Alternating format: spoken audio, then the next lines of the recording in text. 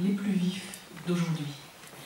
Et au fond, la phrase par laquelle j'ai envie de commencer ce qu'on va faire, c'est une phrase d'Arendt dans Nous autres réfugiés. Elle disait « Manifestement, personne ne veut savoir que l'histoire contemporaine a engendré un nouveau type d'êtres humains, ceux qui ont été envoyés dans les camps de concentration par leurs ennemis et dans les camps d'internement par leurs amis. » Au fond, c'est la réaction, c'est ma réaction à cette phrase qui me fait travailler de manière absolument inexperte les intraduisibles des trois monothéismes. Ceux qui étaient là hier matin ont compris ce qu'étaient les maisons de la sagesse traduire, cette espèce de mouvement qu'on essaye de lancer et qui s'inscrit absolument dans la suite de cette phrase. C'est-à-dire qu'il y a 6000 noyés en 2016 en Méditerranée. Ça n'est plus la mer Méditerranée, c'est la mort Méditerranée. Donc qu'est-ce qu'on peut faire? Chacun avec ses moyens. Moi, mes moyens, c'est la traduction. C'est l'idée qu'on va passer entre les langues, entre les cultures, et qu'on va diagnostiquer, grâce à ces symptômes que sont les intraduisibles, les points de difficulté et les points par où il faut passer. Et donc, ce sont ces points de passage que j'essaye de mettre en scène dans un dictionnaire des intraduisibles des trois monothéismes qui fera suite au dictionnaire des intraduisibles en philosophie et qui est le troisième programme, la troisième action que nous essayons de mettre en place dans ces maisons de la sagesse. La première, c'est le temps de l'accueil. Les gens débarquent quand ils peuvent, quand ils ne sont pas morts, et ils ont à remplir des formulaires ahurissants du genre marié, pacsé, divorcé, demandez ça à un tamoul qui arrive. Donc réfléchissons avec eux à ce qu'est la bureaucratie française, à ce qu'est la bureaucratie en général, à ce que sont les valeurs de la République, et faisons un glossaire de la bureaucratie française, comparé, si nous y arrivons, avec la bureaucratie allemande, et essayons que cela produise un choc en retour à nos questions adressées à ceux qui débarquent. Le deuxième temps, c'est le temps de ce qu'on appelle l'insertion. Et ce temps de l'insertion, nous avons souhaité qu'il se fabrique en liaison avec les microcrédits. Les microcrédits qu'on accorde ou qu'on a accordés à ceux qui veulent faire quelque chose là où ils arrivent. Et donc nous travaillons, notamment à Marseille, à Aubervilliers, j'espère peut-être à Lille, avec les bénéficiaires de microcrédits pour essayer de montrer avec eux quel est leur parcours de vie. Et nous faisons bouger ainsi, dans notre idée, ce qu'est un musée. Un musée n'est pas nécessairement un endroit où on montre des choses qui sont possédées par un musée, mais c'est plutôt un endroit où on montre, ça pourrait être un endroit où on montre quelque chose comme un patrimoine migrateur. Des objets caractéristiques que les gens ont emportés avec eux ou dont ils estiment que c'est une manière de raconter leur vie, des objets avec un récit. Et ces objets avec un récit, ils vont passer et ils sont liés au parcours de vie de ceux qui commencent à vivre avec nous, sans que je sache ce que nous veut dire. Donc, banque-musée, microcrédit, objet de vie et récit.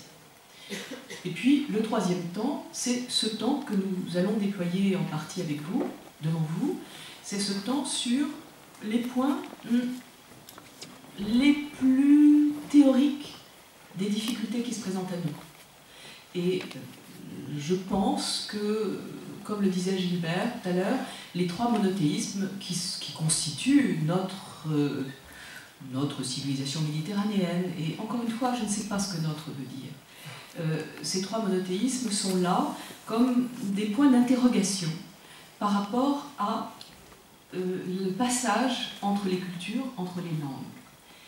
Et donc, c'est cela que nous allons essayer d'explorer ici.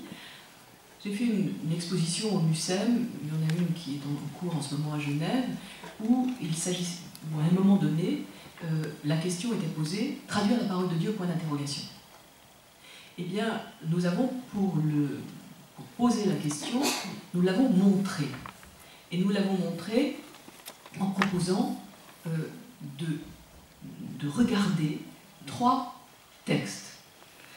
Une Torah qui était en hébreu, aussitôt entourée du Targum araméen, et qui était en même temps liée à la traduction de la Septante en grec. Donc quelque chose de l'ordre de la pluralité des langues immédiates, quelque chose de l'ordre de Babel, d'emblée intégré à la vision même qu'on peut avoir d'un manuscrit de la Torah. Ensuite, nous avons exposé la Bible d'Alcala. La Bible d'Alcala, c'est une extraordinaire Bible polyglotte, la première Bible polyglotte, qui a été faite par le cardinal Jiménez de Castro, et où l'on voit la Vulgate de Saint Jérôme au centre, c'est-à-dire du latin, et puis à gauche et à droite, le même texte en hébreu et en grec. Et puis, chacun des mots est reporté et rapporté au latin. Et en même temps, en bas, on a une glose. Et le commentaire de Jiménez de Castro, c'est « Regardez, vous voyez le Christ et les 2 larrons. » Le Christ latin, les 2 larrons, le grec et l'hébreu. Comme si Jésus parlait latin. Donc voilà la manière, une des manières dont la Bible, disons, chrétienne se rapporte aux langues. Et puis, le 3e texte que nous exposions, c'est un Coran. Un Coran avec une traduction intralinéaire en persan. Et là, il se passe quelque chose de tout autre. C'est-à-dire que le Coran est en arabe, et l'arabe est la langue de révélation, et c'est aussi la langue du Coran, la langue dans laquelle on doit opérer toutes les opérations liturgiques. On doit le psalmodier. Et d'une certaine manière, le Coran doit rester en arabe, c'est-à-dire qu'il ne se traduit pas. Ce qui se traduit, c'est le sens du Coran. Et ce que montrait la traduction juxtalinéaire qui était en dessous, c'est que ça n'était pas vraiment une traduction. C'est qu'il y avait un mot sous un mot, mais ça ne faisait pas syntaxe. Donc, rien qu'avec ces 3 manuscrits que nous montrions, on peut comprendre que chacun des textes sacrés a un autre rapport à la langue, on peut dire, langue de révélation, et bon, en tout cas, que le rapport à la traduction n'est pas le même. Et ce rapport à la traduction, c'est ça que nous allons explorer ensemble. Nous avons commencé à le faire déjà à propos de Dieu, à propos de comment dit-on l'autre, comment dit-on Dieu. Nous voudrions le faire autour de tous les mots qui constituent, disons, les nœuds de chacun de ces livres. Et essayer de comprendre si comment c'est superposable ou non. Qu'est-ce qui bloque, qu'est-ce qui s'ouvre, comment on peut passer entre. Et c'est cet exercice que je confie à chacun d'entre nous, moi étant la plus incapable de le faire, puisque je ne parle que le latin et le grec, mais ni l'hébreu ni l'arabe. Et donc, je ne vais pas m'y livrer, je vais laisser à mes amis et collègues ici présents le soin de s'y livrer devant vous. Donc, je commence par passer la parole à Philippe Bourgeot, qui va parler... Alors, je ne sais pas, tu as donné un titre? Bon. Eh bien, il va parler de Dieu. Philosophique et théologique, notamment à travers la question de la parole de Dieu. Dieu a-t-il une parole? C'est-à-dire qu'on ne peut concevoir et penser cette notion de la parole de Dieu que par des termes analogiques. Donc la question de l'analogie entre la parole de Dieu, la parole humaine, le langage de Dieu, le langage des hommes, doit être postulé dès le départ. Et qui dit analogie, dit aussi l'idée de l'écart.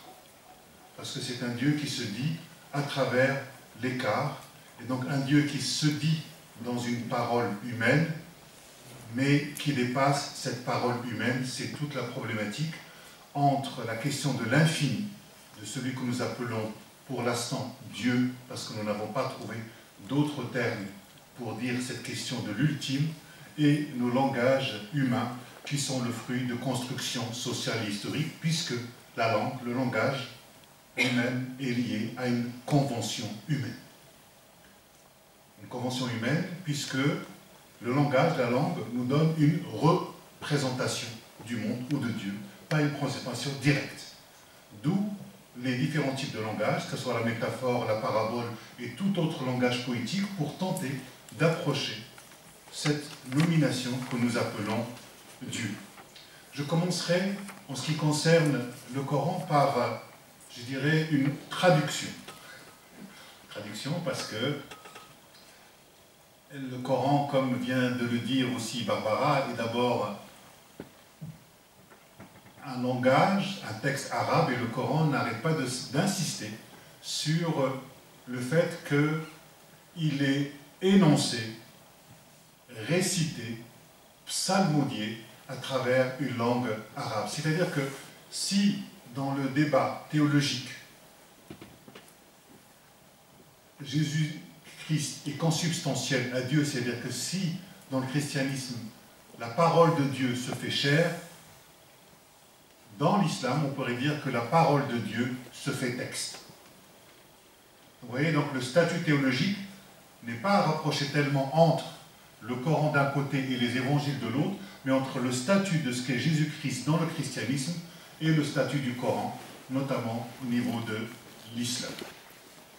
Donc je commencerai par c'est la sourate 112. Dans le Coran, il y a 114 sourates qui dit « Dis, Qul huwallahu ahad, Allahu samad, lam yalid wa lam yulad, wa lam yakul lahu kufuwan ahad ». Vous voyez donc la notion de la rime, la notion de l'assonance, la notion des signifiants participe aux significations. C'est-à-dire qu'une herméneutique, une théorie générale de l'interprétation pour essayer de décrypter le langage, pour essayer de comprendre ce que ça signifie, n'est pas suffisante. Les signifiants eux-mêmes sont signifiants quelque part. Vous voyez, l'assonance, la musicalité participent à la production du sens. C'est pour ça que chez beaucoup de musulmans, même s'ils ne maîtrisent pas la langue arabe, cette parole est signifiante pour eux-mêmes parce qu'elle dit la présence de quelqu'un pour quelqu'un. C'est comme les parents quand ils s'adressent à leur bébé à travers des paroles humaines, le bébé ne comprend pas, mais pour lui c'est signifiant. C'est ce qui explique qu'en Afrique, en Indonésie, même si les personnes ne maîtrisent pas la langue arabe, il y a quelque chose qui se produit au niveau de la corporéité, il y a quelque chose qui se passe à l'intérieur et du coup, il y a un imaginaire qui se développe. Donc si je tente une traduction de cette sourate, je dirais que dit, c'est lui, Allah l'unique. Qul huwallahu ahad. Allah, le rocher protecteur, Samad. Il y a plusieurs traductions, mais j'ai retenu celle-là. Le fait de retenir celle-là, c'est aussi un choix. Et donc, c'est-à-dire que là où il y a de la polysémie, là où il y a de la polyphonie, je suis obligé de délimiter pour tenter de proposer une traduction là-dedans, d'autant plus que le terme samad dans le Coran est un apax, c'est-à-dire qu'il n'existe qu'une seule fois dans le Coran, donc on n'a pas d'autres éléments pour pouvoir le comparer et donner une traduction un peu plus chirurgicale. Ensuite, il n'a pas engendré et il n'a pas été engendré. Donc ça vous rappelle comment le Coran vient justement par rapport au traité de Nicée sur le fait que Jésus est consubstantiel à Dieu, l'idée de l'engendrement. Le Coran vient s'inscrire, je dirais, de manière plutôt contraire. Et ce qui m'intéresse, c'est le dernier verset. De pareil, il ne lui en est aucun, littéralement, pas un. Vous voyez donc, on a à la fois un Dieu qui se décrit, et en même temps, il dit que rien ne lui ressemble. Donc c'est le paradoxe dans lequel on doit essayer de dire quelque chose entre quelqu'un qui dans le Coran n'arrête pas de se décrire lui-même, et en même temps il vous dit rien ne lui ressemble. C'est comme s'il venait annuler une tentative de se dire. Et donc, c'est pour ça que le Coran, en tout cas selon ma conception, c'est une trace de la parole. Comme toute écriture est une trace d'une parole, d'un événement, dont nous gardons des traces. Mais la parole, l'événement, lui, nous l'avons plus. qui est très intéressant, c'est de partir aussi de ce qu'a dit mon collègue sur le terme religion. Comment le terme religion, qui est un terme latin, qui a été appliqué au christianisme, a été appliqué assez tardivement à ce qu'on pourrait appeler l'islam historique. Et donc, comme le disait, comme on est un peu aussi dans des journées de la philosophie, et Wittgenstein dit la chose suivante, il dit que les mots n'ont que des usages.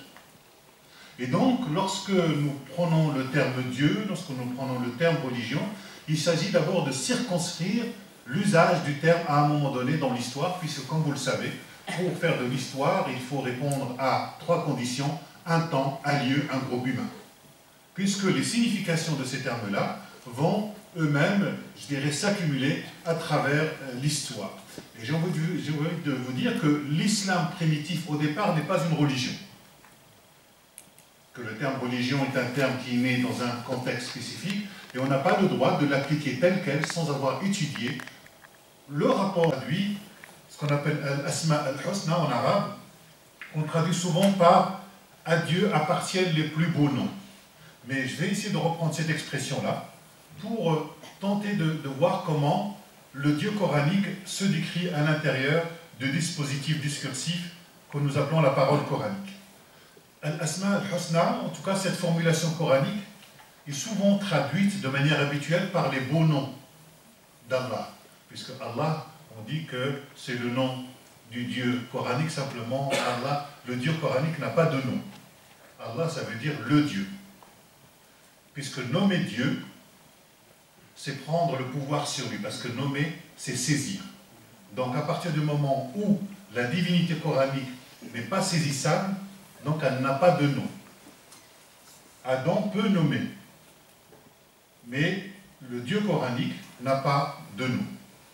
Cependant, une fois que nous avons dit que c'est les plus beaux noms, ce que nous trouvons aujourd'hui dans la plupart des traductions, que ce soit celle de Hamidullah, de Régis Blacher ou de Denise Masson ou d'autres, il faut s'interroger sur cette traduction pour s'efforcer de comprendre quelle représentation elle renvoie d'abord par rapport au Coran lui-même dans son premier lieu de réception.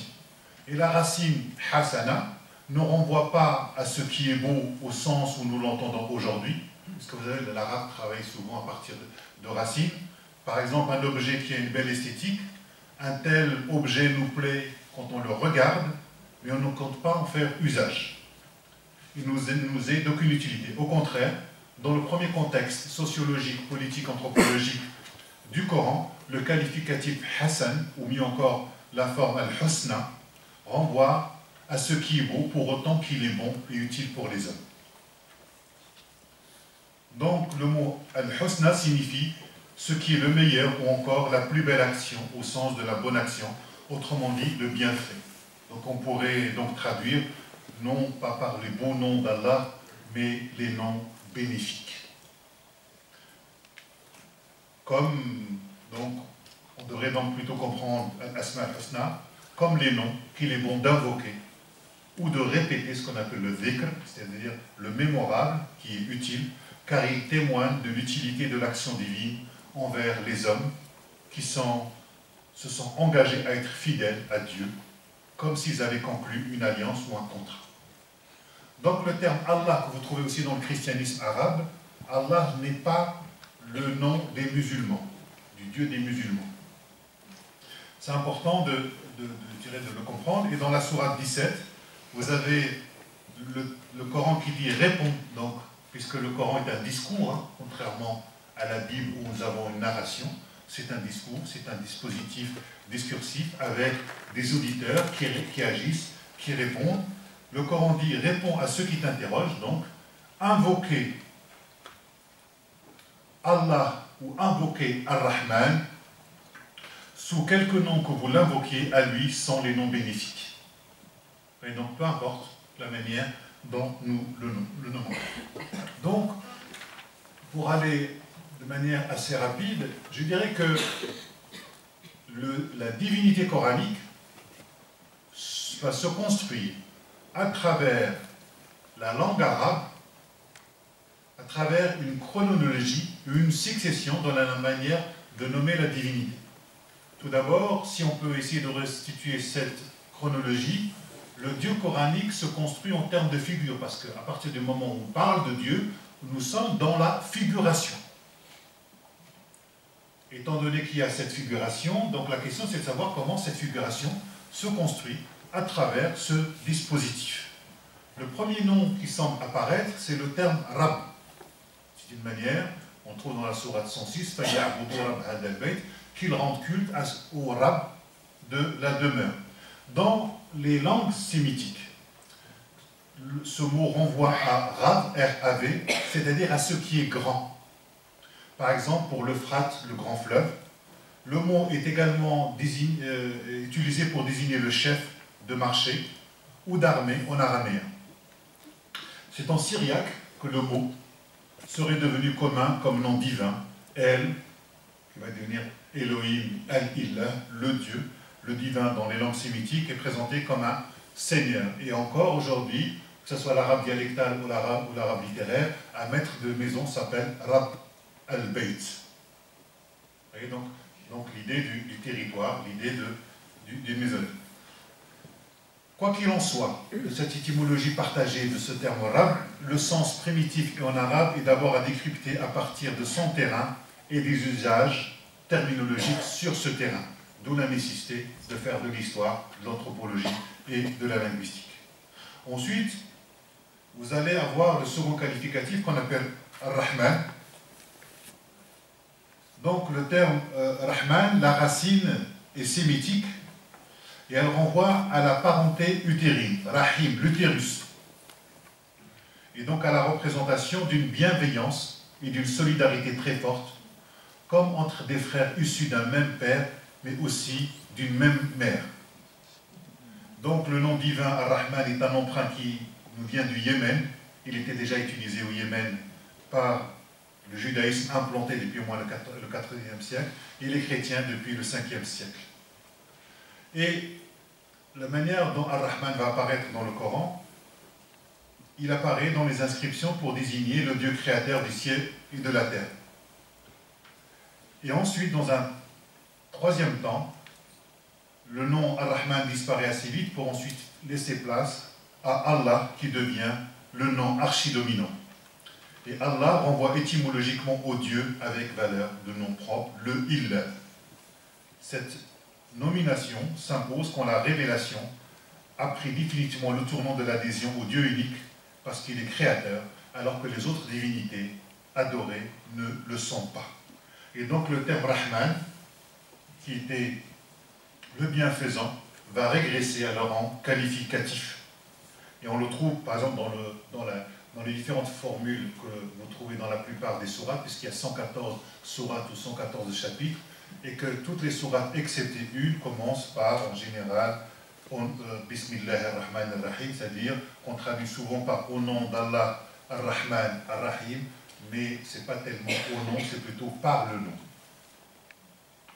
Parce qu'on ne parle pas au nom de Dieu. Et donc, Ar-Rahman le bienveillant et le qualificatif Ar-Rahim va être celui qui pardonne. La traduction de Chouraki, le matriciel et le matricien, est historiquement et anthropologiquement anachronique. Voilà une manière. Ouais, mon ami le rabbin. Regarde ça. Avec bienveillance. Avec bienveillance, bien sûr. Et c'est ça qui est très intéressant, je dirais, d'essayer de comprendre, c'est-à-dire qu'à la fois, on a ce Dieu, je dirais, qui parle, qui ne cesse de parler dans le Coran, qui à la fois est intraduisible, que personne ne lui ressemble, et ensuite il parle dans un langage humain, et en même temps il construit absolument cette figure-là dans la langue arabe. Ce qui est très intéressant, c'est de voir ensuite comment cet islam arabe va sortir d'Arabie très vite pour aller vers d'autres contrées et rencontrer d'autres cultures.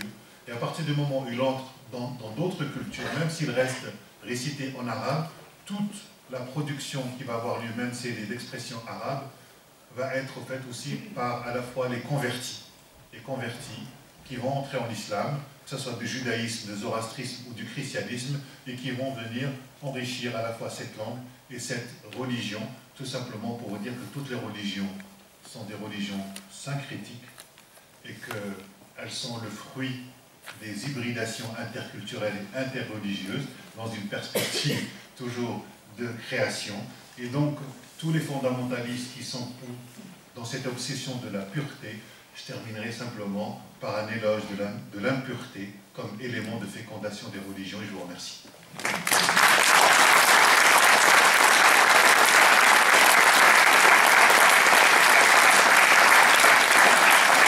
De ce Cité Philo qui réussit à faire remplir un auditorium le dimanche après-midi, c'est dire à quel point votre intérêt à la fois pour l'œuvre de Barbara Cassin et pour la question du divin est important.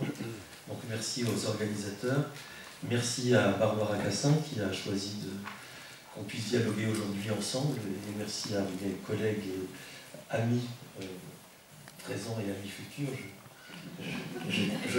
Toujours merci d'être là dans ce dialogue. Alors, un dialogue est extrêmement intéressant, toujours enrichissant, parce que ça remet en question ses propres à la fois définitions et en même temps ses propres perceptions ou conceptions. Et j'aime toujours ces rencontres parce que je sais que je vais sortir différent après, par rapport à avant, par la rencontre et par la discussion. Et il y a deux points qui m'ont déjà touché dans ce que j'ai entendu. Je disais toujours que Dieu, c'est le texte, comme vient de le dire Rachid. Et je me suis dit, mais s'il dit que Dieu c'est le texte, est-ce que je vais dire aussi que Dieu c'est le texte? On aura l'impression que c'est quelque chose qui est très proche. Et je préfère toujours chercher la différence que la proximité. Et cette idée, si vous voulez, du Dieu du texte par rapport à l'incarnation dans le christianisme, comme dans l'incarnation dans le corps du livre, c'est l'idée que, je reprendrai une image que propose Lévinas, il dit Dieu, avant de rentrer dans les termes qui vont le dire, Dieu c'est l'infini. En hébreu, En Sof, c'est l'infini. Et l'infini, la création du monde, pour les traditions qui pensent que le monde a été créé, ça pose un problème épistémologique, si on peut dire. Comment l'infini peut se faire fini? Comment se fait ce passage de l'infini au fini? Et on peut très bien imaginer que dans le christianisme, l'infini du Père, l'infini du divin, se fait fini dans le corps du Fils, dans le corps du Christ. Et là, l'incarnation est absolument essentielle. Il faut bien comprendre que le rapport au Christ n'est qu'un rapport à la finitude, si vous voulez, comme une icône qui est un tremplin vers l'infini. Pour le judaïsme, je pensais toujours que l'infini de Dieu s'est fait dans le fini du texte, c'est transformé, c'est incarné, si vous voulez, dans le fini du texte. Ce qui veut dire très simplement que lorsque je me promène avec la Bible sous le bras, en fait je me promène avec Dieu incarné dans le texte, c'est-à-dire qui a accepté, et là il y a quelque chose d'une humilité fondamentale du divin, qui a accepté de se faire fini pour les hommes. Mais le problème, c'est que s'il est vraiment Dieu, il n'est pas fini, il est fini pour les hommes, et il est infini en lui-même. Et donc cette finitude de Dieu dans le texte implique une réaction des hommes qui va être celle de l'herméneutique, celle de l'interprétation, qui n'a pas seulement une vocation de mieux comprendre, de mieux savoir, de mieux se comprendre, comme dit Ricoeur, se comprendre devant le texte, mais il y a une fonction presque métaphysique, théologique, parce que si Dieu infini se fait fini dans l'unité du texte, il est complètement, je dirais, presque en prison dans le texte, il est presque rabougri dans le texte. Et donc le rôle de l'interprétation est un rôle théologique qui va délivrer le Dieu qui est enfermé dans ce texte. C'est-à-dire que la liberté, l'infini de Dieu dépendra de la geste herméneutique des hommes qui le rendront à son infini. Comme dit Lévinas dans une très belle image, dans chaque mot, c'est pas exactement la formule, mais c'est celle que j'utilise pour le dire, dans chaque mot, il y a un oiseau aux ailes repliées qui attend le souffle du lecteur. L'image est belle. Si ça clignote, si c'est un problème, c'est pas grave. L'image est belle. Bon, c'est qu'il y a un problème. On va faire ça pour l'instant. Je rebrancherai. L'image est belle. C'est-à-dire que interpréter, c'est offrir son souffle aux mots qui vont déployer leurs ailes et le divin va retrouver son infini. Vous imaginez bien, nous sommes dans la poésie, mais c'est cette poésie qui permet de comprendre quelque chose de ce qui se passe. Donc il y a une première dialectique de l'infini et du fini, du se faire texte et de l'herméneutique qui y répond. Mais aujourd'hui, je dirais la chose différemment, c'est que Dieu ne s'est pas fait texte. Je vais être beaucoup plus précis, je revanche si vous voulez, pour être sûr que ça marche. Pardon. Non, Dieu, ou le Verbe de Dieu, ne s'est pas fait texte, mais il s'est fait nom. N-O-M.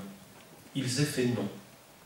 C'est-à-dire que ce n'est pas le passage de l'infini dans le texte, c'est la transmutation de l'infini du divin dans un nom, mais qui est à la fois fini, parce que c'est un nom avec des lettres, mais dont l'essence est infinie.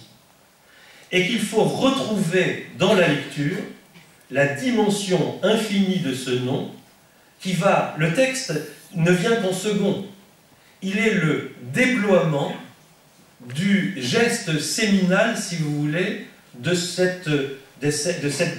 devenir nom. De ce devenir nom.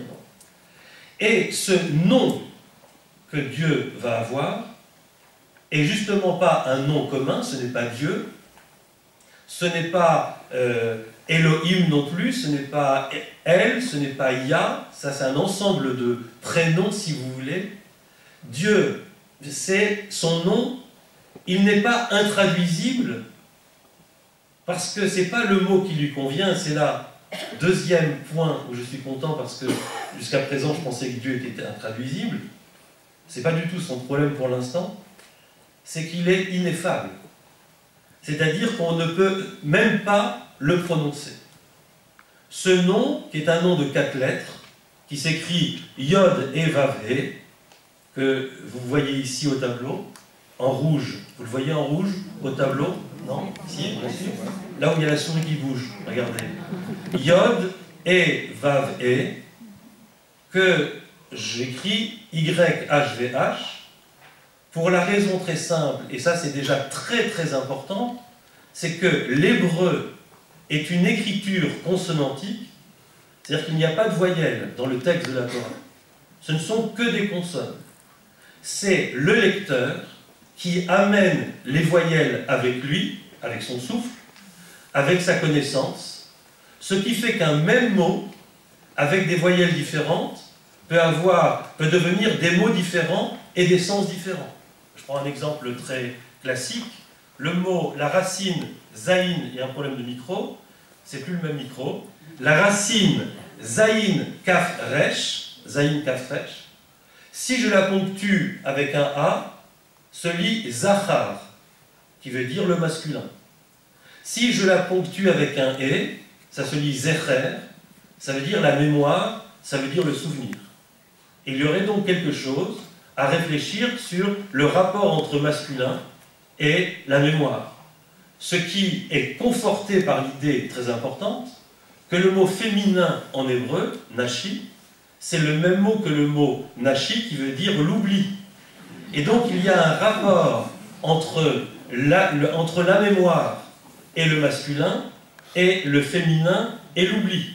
Et vous vous rappelez que Nietzsche soulignait cette importance de la dialectique de la mémoire et de l'oubli, puisque si nous étions que mémoire, nous ne pourrions pas exister, et si nous n'étions qu'oubli, nous ne pourrions pas exister. Nous sommes à la fois masculin et féminin, c'est-à-dire mémoire et oubli. Au point même que le mot féminin en hébreu, nekeva, veut dire trou, dans le sens de la trouaison, mais si masculin signifie mémoire, le trou féminin signifie trou de mémoire. Et donc il y a ici quelque chose d'extrêmement important à penser sur ces questions. Bon, donc je ne sais pas pourquoi ça ne marche pas, mais si on va retrouver ça, on va retrouver, il n'y a rien qui est au tableau? Non? Bon, c'est pas grave. Et donc, ce nom de Dieu, qui se dit, qu'on appelle le tétragramme, Yod et Vav et, vous voyez, je ne le dis pas, je ne fais que l'épeler, lettre à lettre. C'est-à-dire qu'il n'y aura pas un son qui va englober la totalité du mot comme s'il était prononçable. Il est simplement, en fait, imprononçable, et quand on le être sur les écrans, et donc c'est bien dommage parce que j'avais mis des belles couleurs. Donc, souvent, dans les traductions, quand vous lisez par exemple la Bible de Dorme, de la Pléiade, à chaque fois qu'il y a le tétragramme dans le texte, vous avez l'expression Yahvé. Mais vous comprenez que c'est une aberration, parce que si je dis Yahvé, ça veut dire que je sais comment il est ponctué. Or, nous ne le savons pas. Il faut donc dire Yahvé quoi, Yahvé rien. C'est la seule chose que l'on peut retenir. Et il est à ce moment-là dit, si vous voulez, par un autre nom. C'est-à-dire que Dieu a un nom, puisqu'il est imprononçable. À chaque fois qu'il est dans le texte, qu'il est écrit dans le texte, c'est un trou de langage, c'est un silence. Par exemple, si je dis, prenons, par exemple, ce n'est pas le cas, mais si c'était le tétragramme a créé le monde, ce qui n'est pas le cas parce que c'est un autre nom qui a créé le monde, c'est Elohim, et pas Yahvé, pas le tétragramme, mais si c'était le tétragramme qui a créé le monde, je dirais rien, je dirais a créé le monde. A créé le monde. Vous imaginez que dans le texte, à chaque fois qu'il y a le nom de Dieu, par exemple, et Dieu, on raconte une histoire, et Dieu décida. Ça veut dire que c'est véritablement un silence. Donc, on a un problème pendant la lecture, puisque à chaque fois que le tétragramme apparaît, il faut se taire.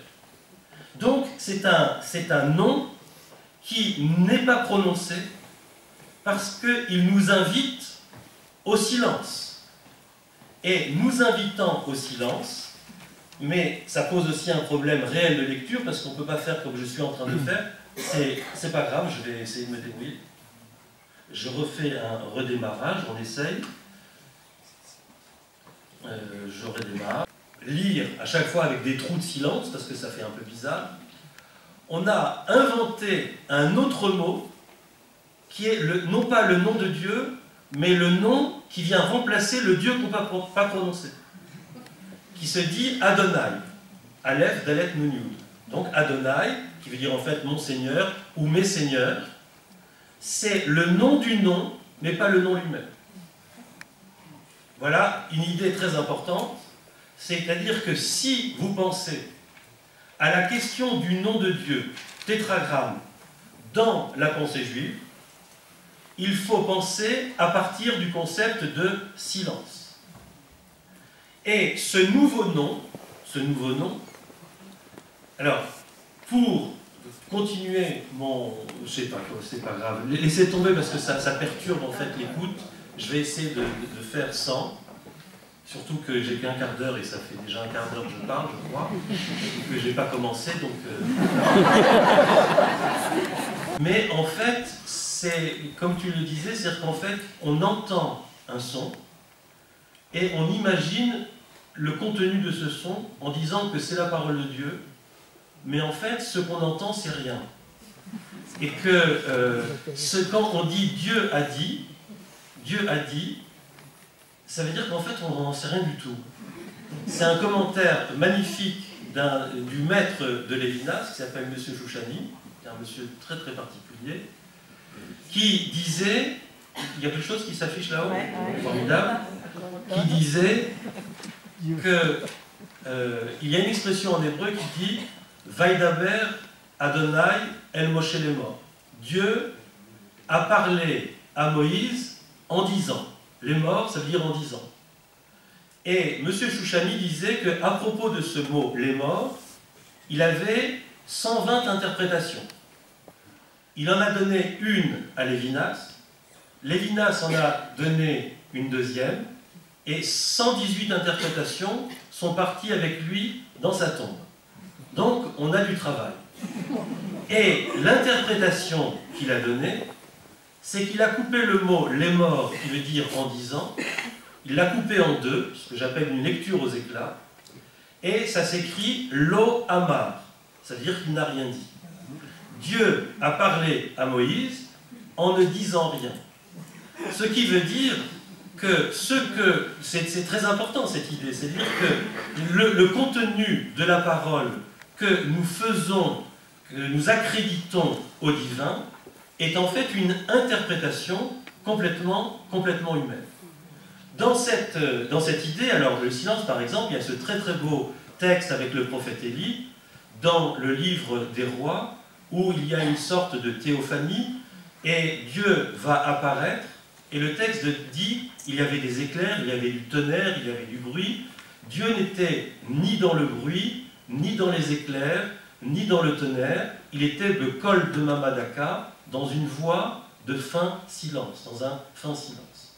Donc, la question de savoir, ce silence d'ailleurs, qui se dit en hébreu, il y a dama, daka, dama qui veut dire silence, et de la même racine en hébreu que le mot dimayon, qui veut dire l'imaginaire, qui veut dire l'imagination créative. D'une certaine manière, la parole de Dieu, ce n'est pas la parole de Dieu qui nous parle de quelque chose, c'est la parole de Dieu qui se tait pour que nous puissions commencer à parler.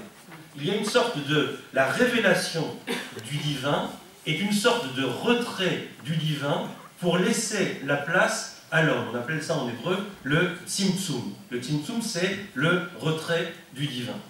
Alors, je vais quand même vous dire ce que je voulais vous dire, parce que ça, c'était en attendant que ça s'ouvre ici. Voilà. Et je voulais vous montrer deux choses.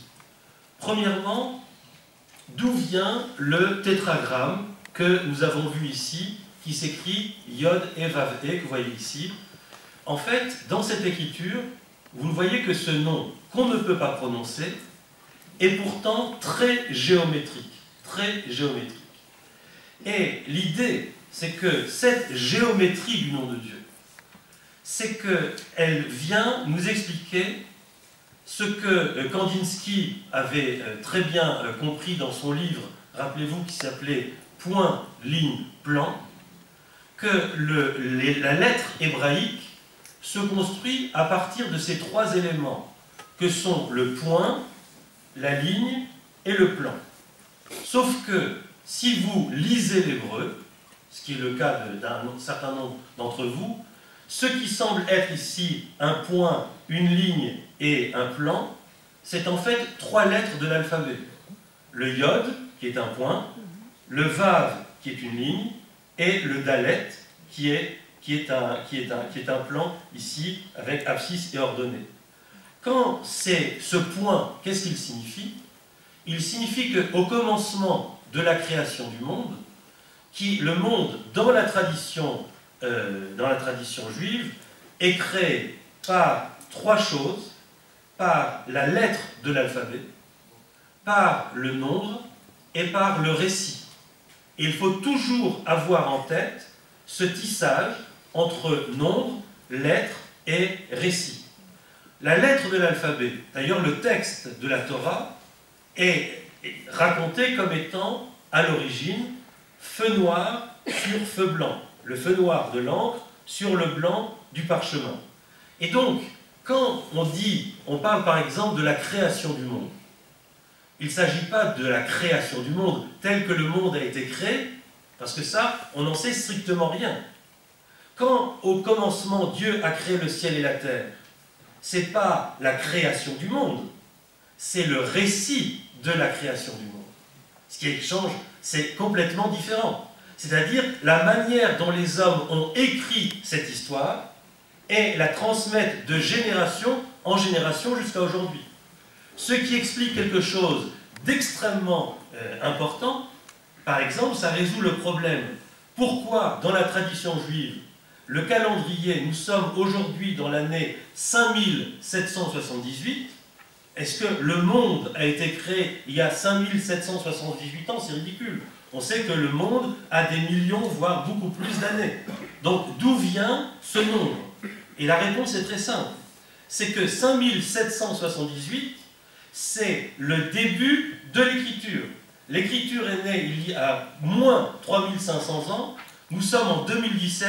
Si vous faites le compte, il y a 5500 ans, c'est la naissance de l'écriture.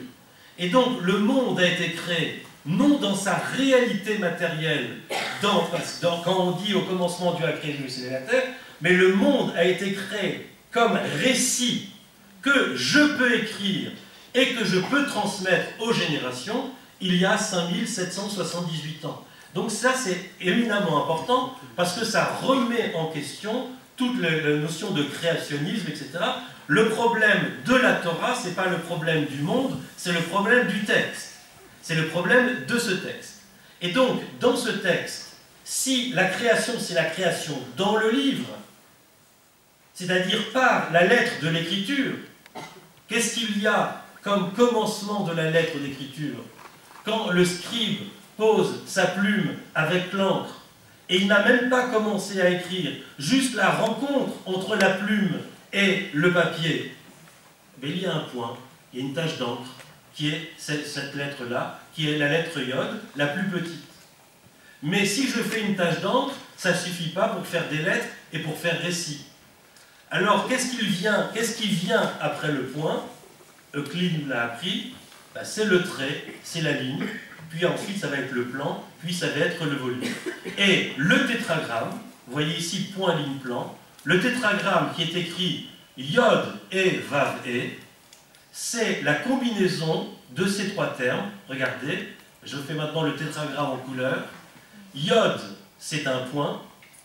Quand je combine ici le plan avec la ligne, j'ai la deuxième lettre du tétragramme qui est un E, Yod E. J'ai la ligne elle-même qui est un Vav.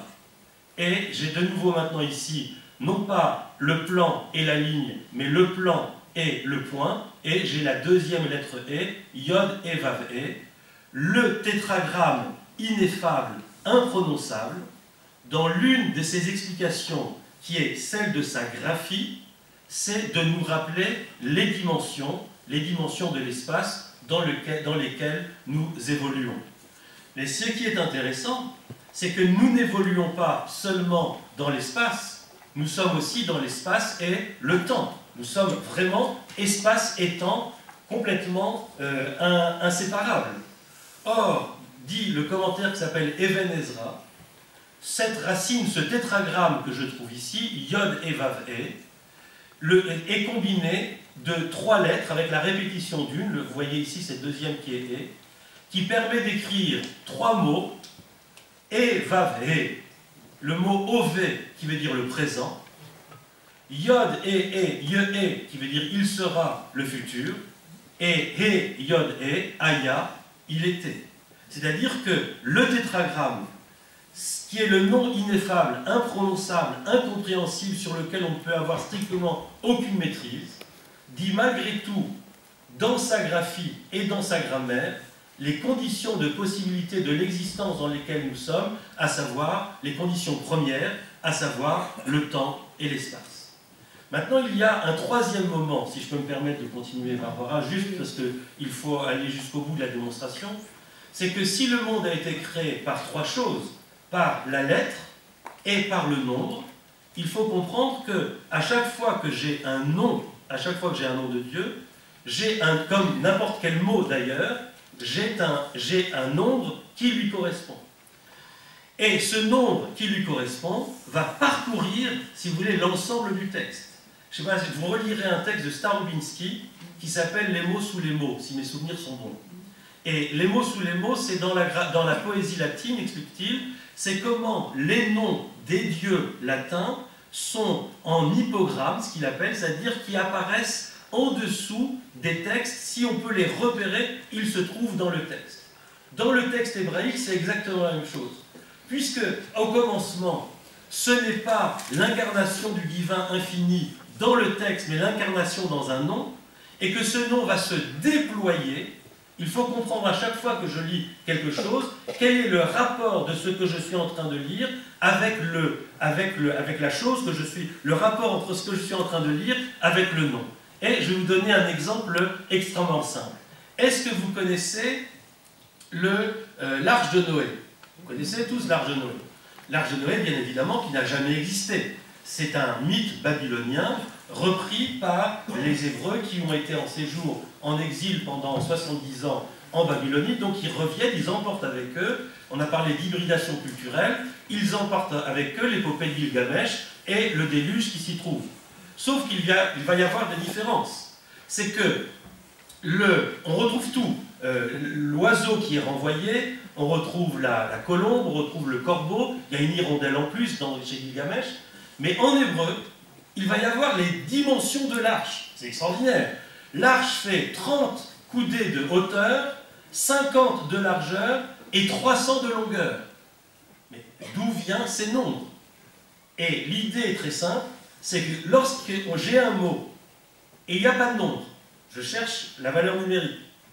Quand il y a des nombres, on va chercher à quel mot ça correspond. Et l'idée, elle est développée ici, est très simple. Vous voyez, le tétragramme Yod et Vav E. Maintenant, on le connaît bien, c'est un ami à nous. C'est-à-dire ce point ligne plan combiné comme on a vu dans les couleurs. Ce YHVH imprononçable. Il a une valeur numérique simple. Yod, c'est 10. Le He, c'est 5. Le Vav, c'est 6 et le He, c'est 5. La somme de cette valeur, de ces valeurs, c'est 10, 5, 6, 5, ça fait 26. 26, c'est la valeur numérique du tétragramme, comme je l'ai montré ici. La valeur numérique du tétragramme, c'est 26. Et ce nombre va parcourir l'ensemble du texte biblique, sera repérable à chaque fois, et on peut se demander comment il est repérable et comment il vit sous chaque mot du texte biblique. J'ai une arche qui fait 50 de largeur, 30 de hauteur, et qui fait 300 de longueur. D'où viennent ces nombres? La réponse est très simple. C'est que si je multiplie la valeur numérique de la première lettre et de la deuxième, Yod et E, 10 fois 5, ça fait 50, c'est la largeur de l'arche. Si je multiplie les deux dernières, 6 fois 5, 30, c'est la hauteur de l'arche. Et si je multiplie les trois lettres présentes dans le tétragramme, c'est-à-dire 10, 5, 6, ça fait 300, c'est la longueur de l'arche. L'arche, qui n'a jamais existé, c'est un espace qui correspond à la construction du nom divin. C'est-à-dire que si le nom divin est fait de mesures, il est mesurable, il peut devenir un espace, il peut devenir un volume. Mais ce volume, ce n'est pas n'importe quel volume, puisque le monde doit être détruit par le déluge. D'accord? Le monde doit être détruit. Et Dieu dit à Noé, construis-toi une arche, rentre dedans avec les animaux et tu seras sauvé. Mais si ce n'est pas une arche, mais si c'est l'espace même du nom, ça veut dire rentre dans le nom divin, tu seras sauvé. Et le mot en hébreu, qui veut dire l'arche, qui se dit, on traduit par arche, là c'est un véritable intraduisible par quoi, qui est le mot teva, teva c'est en hébreu. En hébreu, le mot teva veut dire non pas la caisse comme dit Chouraki, non pas la boîte comme dit Chouraki, mais ça veut dire le mot. Teva, c'est un mot. C'est-à-dire qu'il lui dit, il me dit, tiens, je me rappelle ce soir, il me dit, tiens, ça, vous voyez, ils sont forts, je sais pas, c'est les ondes, ils ont dit, ça fait, tu dois arrêter de parler, t'as dit que le nom de Dieu c'était le silence, alors tu dois y aller, mais je suis qu'au début, hein, c'est pas grave, mais c'est une autre fois, regardez, je vous montrerai les images après, c'est que rentre dans le mot Teva, c'est pas rentre dans l'arche, rentre dans un mot qui a les dimensions du nom de Dieu, et tu seras sauvé. Mais, qu'est-ce que ça veut dire rentrer dans le nom de Dieu et tu seras sauvé? C'est rien, c'est de la mystique ou de la poésie ou de la métaphysique, et puis là vraiment on dit rien. C'est comme tout à l'heure, qu'est-ce qu'il a dit à Moïse? Il n'a rien dit. Je finis, hein, c'est ça? J'ai fini. Mais tu as éclaté le temps, c'est même pas. J'ai fini. Continue. Non, mais franchement, je dis juste la chose. C'est un commentaire de Rabbi Avraham Boulafia qui dit, d'accord, on sait maintenant quelles sont ces valeurs, 50-36, on sait comment ça a été construit. Mais maintenant, retraduisons en lettres ces longueurs, largeur et hauteur. 30, c'est la lettre Lamed. 300, c'est la lettre Shin, je n'ai pas écrit. Et 50, c'est la lettre Nun. Quand j'écris Lamed Shin Nun, ça écrit le mot Lachon, qui veut dire la langue que l'on parle. C'est-à-dire rentre dans un mot qui a les dimensions d'une langue, qui va se déployer dans une langue, et à ce moment-là, tu seras sauvé. La lecture, je dirais, hébraïque, à partir de la question du nom de Dieu, du déluge, c'est que la possibilité de sauver le monde, c'est d'entrer dans un mot qui a les dimensions d'une langue. Et la question est de savoir qu'est-ce que c'est qu'une langue, question à laquelle, bien évidemment, je ne répondrai pas aujourd'hui. Mais je voudrais juste terminer pour dire un petit peu l'esprit dans lequel je travaille. J'aurais voulu vous raconter plein de choses, mais ça sera une autre fois. C'est que j'aime beaucoup la lecture, j'aime beaucoup les auteurs, j'aime beaucoup la lecture, les poètes, j'aime beaucoup la langue. Et il y a un auteur, il y a beaucoup d'auteurs que j'aime beaucoup, bien sûr, mais il y a un auteur que j'aime particulièrement, qui est Valère Novarina. Et Valère Novarina dit dans un très beau livre, dont vous allez comprendre le titre maintenant, qui s'appelle « Devant la parole », il dit cette très belle chose à la page 61. Je crois qu'il dit ça à la page 61. C'est peut-être pas ça. Voilà. C'est pas ça, c'est à la page 59. Page 59. Je n'utilise pas les mots.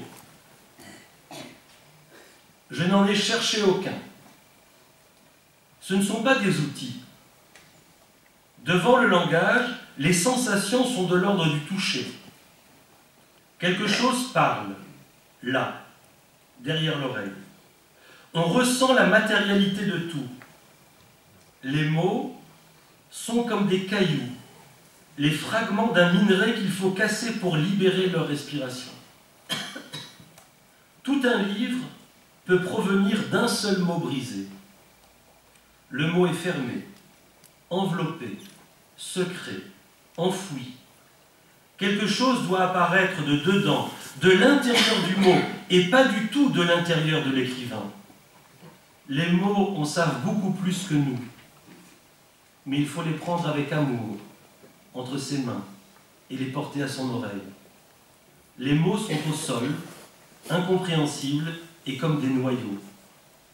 Je les ramasse, j'écoute dedans, je les brise, apparaît une phrase, une scène, toute la construction respiratoire du livre.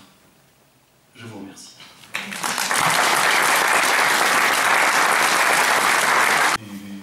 Les accents.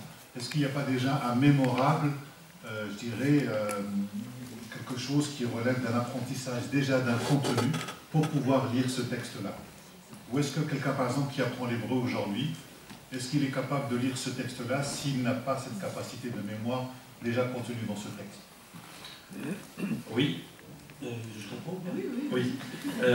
C'est une excellente question et c'est très très juste. C'est-à-dire que il faut parler. Je donne un exemple. Il y a un rite de passage dans le judaïsme qui se fait à l'âge de 13 ans, qu'on appelle la bar ou la bat mitzvah, qui est un rite de passage qui consiste à apprendre à lire la Torah et à pouvoir. On monte à la synagogue, on va prendre le rouleau. Bien évidemment, à 13 ans, l'enfant, même s'il parle hébreu, n'est pas capable de lire ce texte. Il faut qu'il l'apprenne d'abord. Et donc, non, mais ce qui est très important, ce que dit, c'est qu'il faut déjà connaître le texte pour pouvoir le lire. Et en même temps, il faut être capable de savoir qu'on efface le sens pour pouvoir lui donner d'autres interprétations. De réinventer. Et exactement, de pouvoir le réinventer. J'ai une question que j'aurais aimé vous poser à tous les trois. Ineffable. Et si je loge l'ineffable dans la langue, tiens, cette chose un peu particulière qui est l'apax, qui est ce qui est dit une fois, et donc dont on ne connaît par définition pas le sens, puisqu'il n'y a pas de contexte. Il n'y en a qu'un. Que donc, par définition, c'est d'emblée gros de tous les sens possibles jusqu'à ce qu'on le décide. Alors je voudrais vous poser cette question. C'est quoi l'apax chez vous? Vous en avez un peu parlé, mais dans les textes que vous étudiez, où sont les apax? Je pourrais... Oui. Je sors un peu des domaines où vous trouvez, mais en grec religieuse, il y a des noms incompréhensibles. Oui. Donc c'est bien une forme d'apax. On appelle un dieu d'un nom dans les textes magiques, notamment dans les Valkyries. On leur donne ce que la langue des dieux chez Homère, c'est des apax. Absolument. Il y en a 3 exemples, c'est Ouais. tout. C'est des apax absolus. Absolument. On ne sait pas du tout d'où les mots viennent, etc. Ouais. Mollu, fusis. Ouais. Alors là, je pense qu'on pourrait faire une étude comparatiste extraordinaire de la manière de viser comment on le qualifie, indicible. C'est les ersatz de l'indicible. Les apax, c'est les ersatz de l'indicible. Qu'une seule fois, et on n'a pas la possibilité de remonter à la signification exacte. Donc parfois de la tradition musulmane, par exemple sur le terme samad, si on prend quelqu'un comme Tabari, qui est un exégète d'origine perse, mais qui s'exprime en arabe, je dirais, au Xe siècle, il donne au moins 32 significations finalement de ce mot-là, puis il termine souvent par Wallahu a'lam, Dieu seul sait. C'est-à-dire que pour moi, s'il devait y avoir un impact, c'est plutôt celui-là, Dieu seul sait. Et c'est employé plein de fois. Non, pas dans le Coran, mais pour moi, c'est plutôt cette idée de... Si je devais choisir un impact, c'était celui dont je vous ai parlé tout à l'heure de la sourate 112, qui est le terme samad. Oui. Parce qu'on part du principe que tout le Coran est contenu, c'est-à-dire l'unicité, tout le Coran est contenu dans cette sourate-là. Voilà. Je pense que Et dans cette sourate-là, il y a quand même 5 apax. Pour 4 versets, il y en a 5. Voilà. Enfin, pour moi, ça serait à vraiment voir les choses par un biais tout petit peu différent par rapport au comparatisme ordinaire. Oui, ça me fait ça. Moi, je pensais, là aussi, ça fait partie en une phrase, ça fait partie des questions et des rencontres d'idées innovantes qui permettent de penser différemment. C'est une question que je crois qu'on pourrait dire que la lecture du texte biblique, c'est comment faire, non pas de rechercher les apax qui n'apparaissent qu'une seule fois, mais comment faire pour que chaque mot que l'on rencontre soit comme si on le rencontrait pour la première fois et qu'il soit tout seul. Et alors, c'est tout un travail sur le rapport avec le contexte et sur la question de l'amphibologie qui est là, mais je ne veux pas prendre du temps. C'est ce que vous voulez dire. Oui. Si vous voulez, c'est que l'amphibologie, ce qui n'est pas du tout la même chose que la polysémie, quand je prends un mot, il a plusieurs sens. Mais c'est le contexte qui définit son sens. Par exemple, si je prends le mot volume, Si je dis que je suis à la bibliothèque, j'ai sorti 3 volumes, vous comprenez que ça veut dire un livre. Si je dis je suis sorti de la discothèque parce que le volume était trop fort, vous comprenez que c'est une hauteur de son. Si je dis je suis dans mon laboratoire de chimie et que j'ai fait une expérience avec tant et tant de volumes, vous comprenez que c'est des volumes de matière, etc. Or, donc, ce qui se passe dans la polysémie, c'est que le contexte, à chaque fois, va réduire la possibilité des sens. Il y a 3 sens, mais le contexte réduit. L'amphibologie, c'est l'inverse. C'est que j'ai un mot, et au même moment, j'entends les 3 sens, alors que ce n'est pas le contexte, c'est-à-dire que j'ouvre les sens à leur hors contexte. Ça produit ce que Barthes appelle une jouissance sémantique, que Freud a appelé la notion de la jouissance de l'inconscient, puisque tout l'humour, une grande partie de l'humour est fondée sur cette idée de l'amphibologie, comme dans cette blague juive où des rabbins, et pas des rabbins d'ailleurs, 2 personnes sont devant un hammam, et un dit à l'autre « t'as pris un bain », l'autre lui dit « pourquoi il en manque un ?» Ça fait rire parce que là, on est passé de la polysémie à l'amphibologie. Alors, je peux juste faire une remarque à partir de ma grammaire. Pour moi, là tu parles de l'équivoque parfaite, et tu n'as pas changé. C'est l'équivoque à chaque fois, simplement dans une fois tu dis je la dissipe, et dans l'autre tu dis je la conserve. C'est tout. Donc c'est la même chose qu'il s'agit. Donc il n'y a pas besoin de 2 mots. Alors en revanche, pour moi, amphibologie, c'est une chose très précise. Ça veut dire l'équivoque syntaxique, et pas l'équivoque sémantique. Donc c'est pas j'ai pris un bain, t'as pris un bain, non, il en manque un. Non, c'est pas ça. C'est lorsque dans une phrase, on peut l'interpréter, on peut comprendre la syntaxe autrement. Et ça, c'est ce que j'appelle vraiment amphibologie. D'après ce que j'ai appris en grammaire, c'est con, mais c'est comme ça. Et par exemple, alors je suis désolée parce que ça me vient qu'en grec.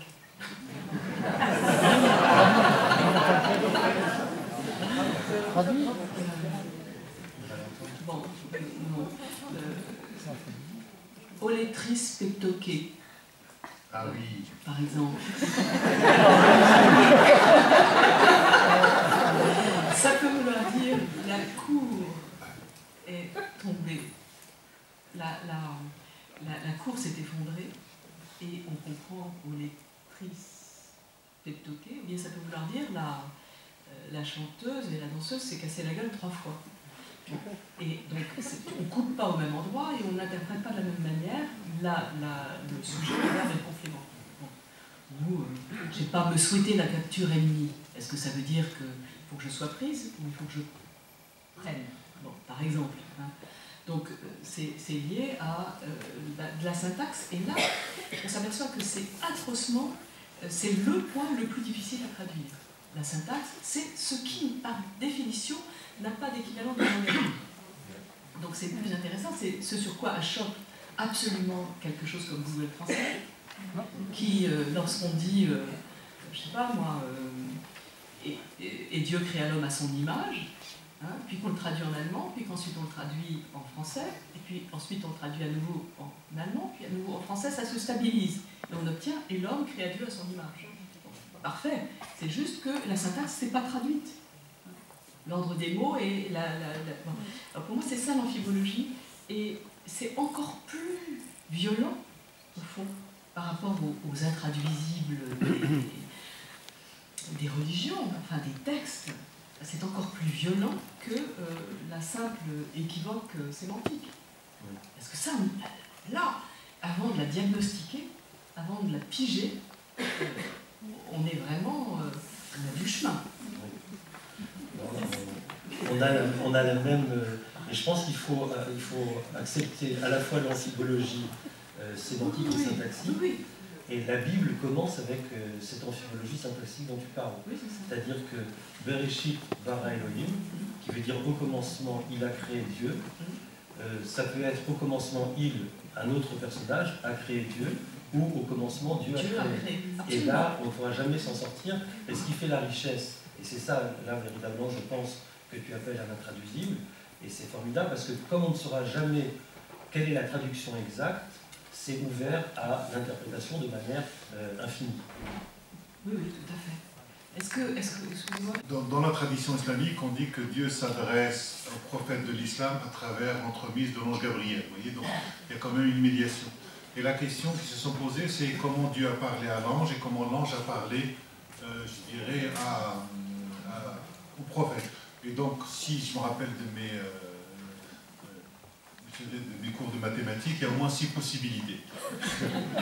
Voilà, donc c'est 3 fois 2 fois 1. Et donc, pour aller très vite, il y en a qui disent que Dieu s'est exprimé à travers les significations et que c'est le prophète qui a mis ça en langage humain, ou que c'est Dieu qui s'est exprimé directement en langage humain et que le prophète de l'islam n'a fait que répéter.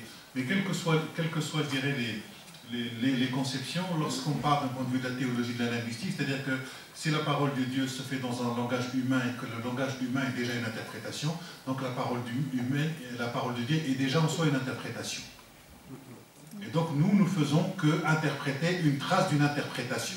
Et donc l'être humain est un être herméneutique interprétatif. Nous n'avons que ça, c'est-à-dire que la parole de Dieu est interprétation. Voilà. Donc on est constamment dans des anachronismes et on a oublié toutes les autres sédimentations de sens dont il faut, à mon avis, exhumer. Et ça rejoint tout le travail que tu fais sur les introduisibles, sur la question de la langue. Oui. En tout cas, les points qu'il faudrait vraiment travailler, je trouve, c'est le singulier et le pluriel, puisque, même dans les noms, de Dieu, de temps en temps c'est un singulier, de temps en temps c'est un pluriel. Et puis aussi, et c'est absolument lié, le rapport à l'article. Est-ce que c'est un article défini? Est-ce qu'il y en a un? Comment ça se goupille?